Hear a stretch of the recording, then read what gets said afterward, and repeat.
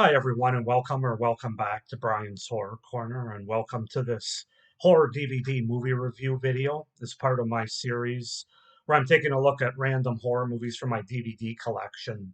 Mostly ones that I haven't seen before and ones that have somewhat relation to summer, since we're right in the middle of summer right now. Show off my friend's shirt. Um, but yeah, I'm giving you a different angle too today than I normally do from my shooting room. So you can see my DVDs behind me, and then I also have some on the side here. I'm just trying this out to see if the lighting's going to be better for me. I can already see there's still light on my head, but it's probably not going to be perfect either way. But anyway, that being said, today we're going to take a look at, we're going to get back into the horror anthology realm and more of a low budget anthology movie that I had never seen before, but purchased about a year ago. Well, maybe less than that, actually.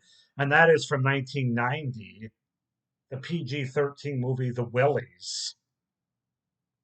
So, yeah, I really love this cover here, which I know is hard to see with the lighting, but you got this guy here, this monster, and he's pulling up the.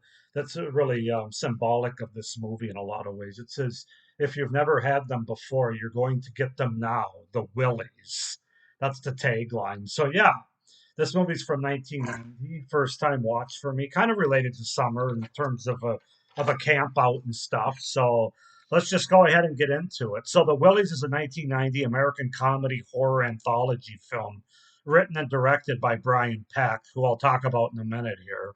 The movie was filmed in both California and Connecticut. So basically, the movie opens with two brothers, Kyle and Josh, and their cousin Michael, played by Sean Astin, actually. They gather around a campfire and decide to tell scary stories to one another, each of which they claim to be absolutely true in the style of urban legends.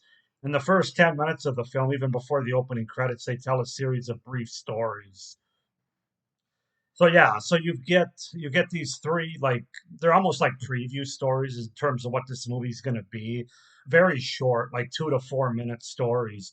The first one is entitled Tennessee Fricassee, which is a woman in a fast food restaurant who finds a rat in her fried chicken. They're trying to tell gross out stories a little bit at the beginning. Then you have Haunted Estate, which is probably the best of these first three very short stories, where an old man dies of a heart attack after experiencing the terrors of an amusement park's horror ride. And then you have uh, Scuffle, Poodle Scuffle. Poodle Scuffle, where an old woman puts a toy poodle in the microwave to dry it off with predictable results. Um, and then, yeah, so you have those three shorts, and then they get into the meat and potatoes of the anthology movie, which are two separate stories. They're both about 20 to 25 minutes long each, I would say. See if I can clean the lens there a little bit. Um, and they're entitled Bad Apples and Flyboy. Bad Apples has to do with a young boy who's being picked on and bullied by a group of three other students, and also a teacher that's kind of, he's not her favorite, basically. She really gives him a hard time. And then this janitor as well that he runs into, a little bit more than meets the eye, I'll say, not to avoid spoilers. And then the other one, Flyboy, is sort of a. It's about this overweight kind of kid that's doesn't have any friends. He's kind of weird, and he loves flies, and he loves like pulling them apart and taking the wings off of them and stuff. And yeah, he kind of gets his comeuppance at the end, you might say. So yeah. Anyway, that's the gist of the stories and what the film's about. The film features cameos by several recognizable genre and character actors. James Karen, Clu Gallagher appears. Sean Astin plays one of the film's storytellers. Kathleen Freeman plays an elementary school teacher. Michael Bauer plays a disturbed teenager. He's the overweight one in the Flyboy I was talking about. Kirk Cameron, Tracy Gold, and Jeremy Miller from Growing Pains make cameo appearances, as does Chelsea Noble. Dana Ashbrook and Kimmy Robertson also appear. The Willies is also an early film credit of stand-up comedian Doug Benson. So yeah, Sorry about the adjustments too while I'm shooting this, guys. Like I said, I'm trying to test the parameters here and the lighting and everything. So that's the setup, the premise, and sort of what the movie's about. The Willies from 1990. So before I get into my review, the pros and cons of this movie, I want to touch a little bit about on the director and writer of this film, Brian Peck, who is also involved in Return of the Living Dead. I think the first two movies, if I'm not mistaken. As it turns out, he's the real monster of this movie in real life. Unfortunately, I think he was sentenced to like 62 years in prison, which when I read about what he did and what he was involved in, I hope he rots there, quite frankly. He's a piece of shit child molester. But again, I'm separating the artist from the art here. For any of you that are wondering why I'm reviewing this movie, because I've also reviewed Return of the Living Dead, which he's involved in. So yeah, I'm somebody that believes in of separating the art from the artist. So yes, he's a piece of shit, but we're just going to take a look at his movie here. Aside from that, so I just wanted to talk about that a little bit for any of you wondering that knows about this guy. If you don't know about Brian Peck, go ahead and Google him. There's all kinds of articles about what he's done and where he's at, and hopefully where he stays. So anyway, this is an interesting movie. It's very, very low budget, late 80s, early 90s. It kind of has a TV, almost a TV pilot feel to it. Like this would have been, like this was a movie for a TV show, like a pilot or something. It kind of has those feels to it. Um, but it's fun. You know, it's a fun, as long as you don't take it too seriously, it's a fun PG-13 comedy and horror comedy anthology movie that I think I've seen worse. I've seen better, of course, but there's definitely worse anthology movies and worse horror movies in general. I could also see this being a movie if you're somebody that grew up with it, that saw it at the time it came out. I could definitely see this being one of those movies that a lot of people have nostalgia for. Um, I didn't. This is the first time I'd ever seen it, and I think it's also probably partly because of the director. This isn't a highly released movie. In fact, it's out of print now, and I got this for about $15, which I think was a pretty good deal when you consider that it's over 30 years old and it's been out of print for a while, I believe. Probably, like I said, mostly because of Brian Peck, the director, and everything involved there. Um, and quite frankly, this movie, I don't think it needs a Blu-ray release because I'm not that high on it, to be honest with you. So, all that being said, let's just go ahead and get into the things I liked about the movie, the pros. I like the wraparound story premise and setup. Just in general, the idea of these young, like prepubescent slash teenage boys that are tenting out in the backyard, basically. And it's funny they mentioned a campfire. That they're gathered around the campfire. They're actually not gathered around the campfire. They're gathered around like this jar of fireflies and this lantern that they have. There's no campfire. They're in a tent. So that I thought that was kind of interesting. Maybe a misprint there, but I just like that whole premise, especially for like a summer horror movie, anthology movie. I think it really lends itself well to the telling of an anthology stories where you got, you know, people sitting around telling ghost stories. So I thought that was it's very simple but effective, I thought, for this movie and for the anthology format. Um, so that's the first thing that I liked about the movie. I really enjoyed seeing Sean Astin in the movie as one of the boys in the tent telling stories. Obviously, this was after the Goonies a few years, but still before, obviously, many years before the Lord of the Rings series, but even before, even a couple years before Rudy, which is where I first saw Sean Astin.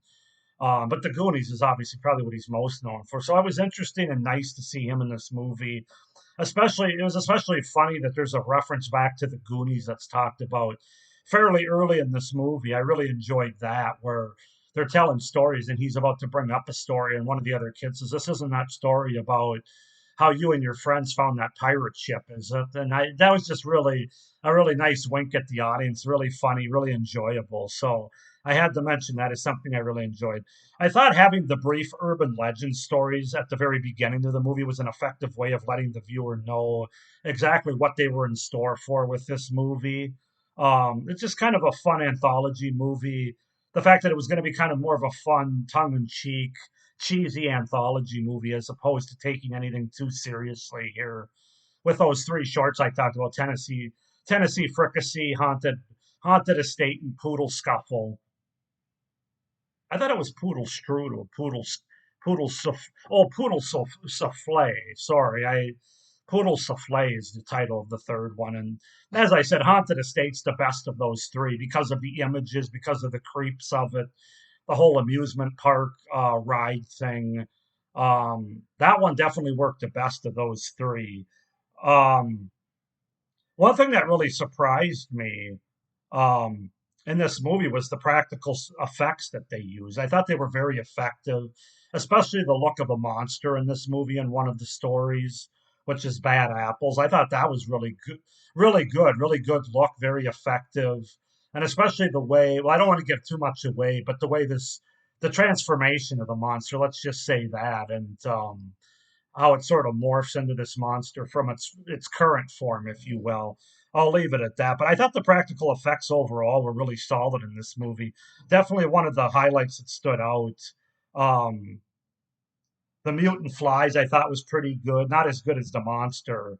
The mutant flies, which was in the Flyboy segment, even though they are just costumes, which was at the end of the Flyboy segment, that was effective. Um, and some of the gore used, even for a lower budget movie, I thought all of these effects worked really well. Again, this is back when you still had practical effects, practical makeup effects before the pre CGI days where everything went to hell in a handbasket. No, but I'm not as big a fan of CGI, obviously. So yeah, the practical effects, definitely a thumbs up on that.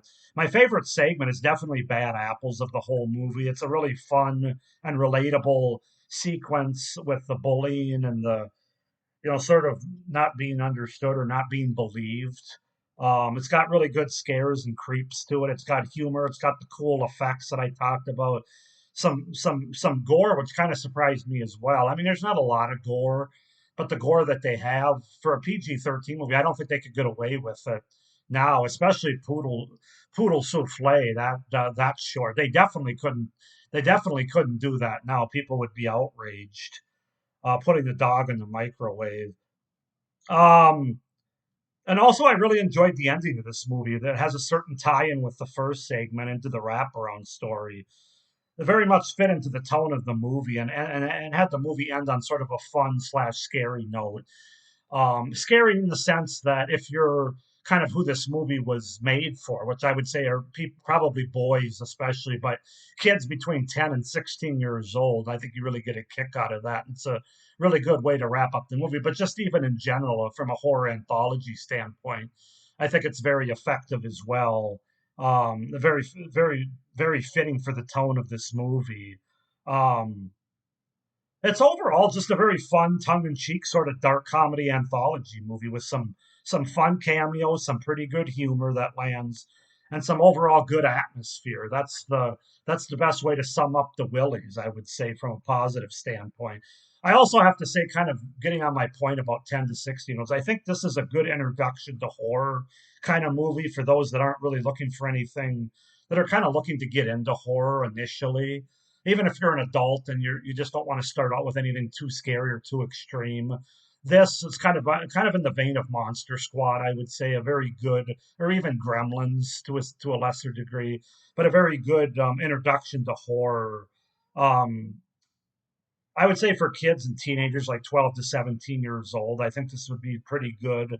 I think the PG-13 rating works well for the stories they told in this movie, even though I will say it's a different PG-13 from 1990 than I think it would be today. I think they'd have to cut some things out if they made this movie today, particularly Poodle Souffle. But even some of the blood and gore having to do with the Bad Apple segment, I wonder if they could get away with that as much as they did then for a PG-13 rating, or if they'd have to either cut it down and cut it out to be PG-13, or if it end up getting an R rating. That's kind of an interesting thing because obviously things are a lot different today than they were 30, 35 years ago from the horror and gore standpoint. So those are my pros for the Willies from 1990.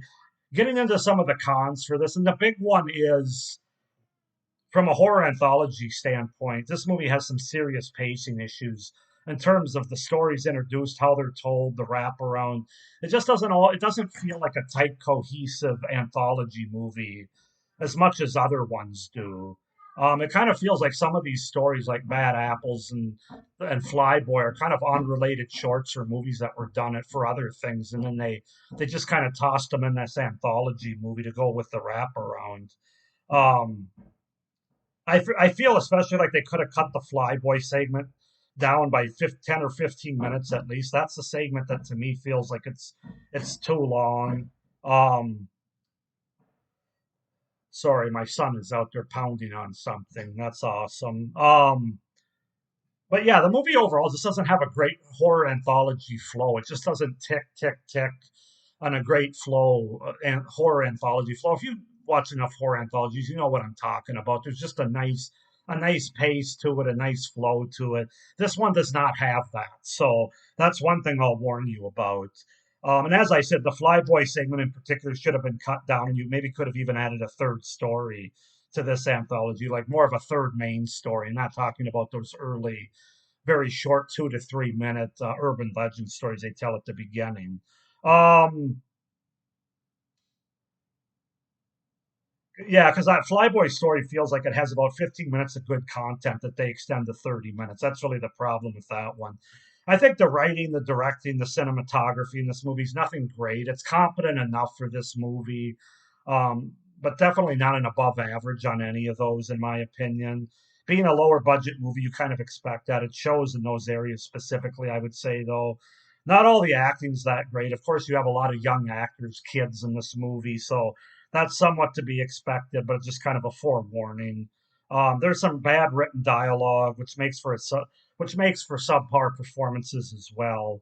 And the final thing I'll say is the movie's very much a movie of its time for when it was made. Some of the cameos, the ideas, the direction, it does age the movie a little bit. It isn't necessarily going to hold up for somebody that's like 15 or 20 nowadays that never saw this movie before and they watch it in 2023 and they're like, I don't get it. Who are these people? And in terms of cameos and some of the ideas and direction they take as well. So it doesn't hold up as well. It's dated. And then, as I said, it has kind of that TV pilot feel to it, which isn't necessarily a negative, but it's more of just a warning that I'm giving you guys. So going into it, you kind of know that. But again, it's a fun movie. I'm glad to have it in my collection. You know, like I said, the good things that stand out are the practical effects and the wraparound story with Sean Astin. The things that don't age are just the overall flow of it. The pacing and the structure of the movie. Those things don't work as well, but it is low budget. I'm going to give this movie a 7.5 out of 10. I love horror anthologies, so I'm probably giving it a half a point higher than I would for a regular horror movie. But I can appreciate movies from the 80s and 90s and even before, especially as it relates to horror, especially as it relates to horror anthology movies, which obviously I'm a big fan of. So 7.5 out of 10 for the Willies. It's certainly not great. It's not one of the best horror anthologies, but for a low budget um, horror comedy PG-13 horror anthology, it's fun. You just got to have fun with it. So yeah, so go ahead and comment down below if you guys have seen the Willies from 1990, what your thoughts are about it. Please like this video and hit the little notification bell down below so you don't miss any of my upcoming reviews for this series. And please subscribe to my channel as well so you don't miss any of my great horror content on my channel coming out the rest of this year. Basically, I have 4 or 5, 6 different series planned for the rest of this year. So I hope you enjoyed this review. I hope you're enjoying this series. Hope everybody's having a good summer, but stay scared. Bye.